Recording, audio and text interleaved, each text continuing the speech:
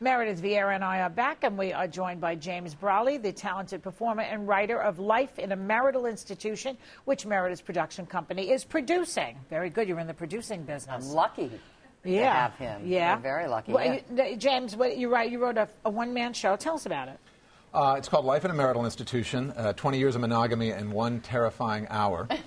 And that's pretty much the show. The basic show is a guy falls in love with a woman, marries her after he finds out that she's very unusual. She becomes increasingly unusual, weird even, and perhaps a normal guy might leave her. But the setting is a hospice? Yeah, not the normal setting for comedy. How hilarious is that? Wait, comedy.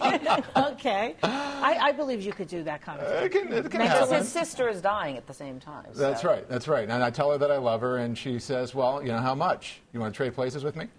And I say, well, then that would mean you'd have to trade places with me. You'd have to be in my marriage.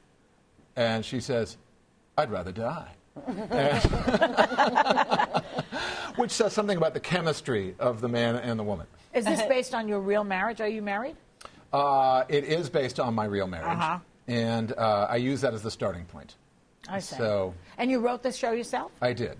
I wrote it and developed it over. Well, how did you period of find years. each other?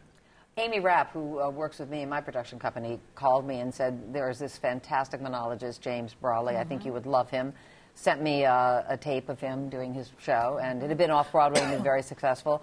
And I just loved his sensibility. I loved, it's very dark, but it's very funny as well, and there's something very touching about it and endearing, and I trusted Amy's instincts. I said, I'd love to get into bed, quote-unquote, with this man.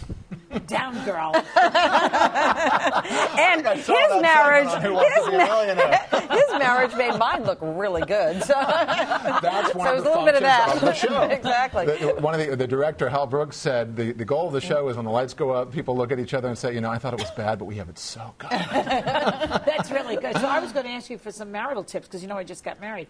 But now that sounds like it was worse than anything that I could learn from it.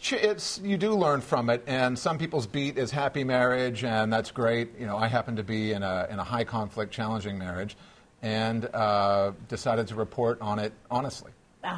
So you have no tips. Do you have any tips for me? Well, you have it already. Humor, I think, is my number one tip in a marriage. It's absence makes the heart grow fonder. Absence? I'm never there. Or I'm never abstinence. home. I do 2 shows a day. I never see him.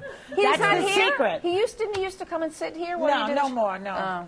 He's gone, and that's why I'm here. Now you're here. And then on the road touring the show My about friend the marriage. Taffy says that she and her boyfriend or husband, whatever he is, they spend quality time apart. And that is the key to the city.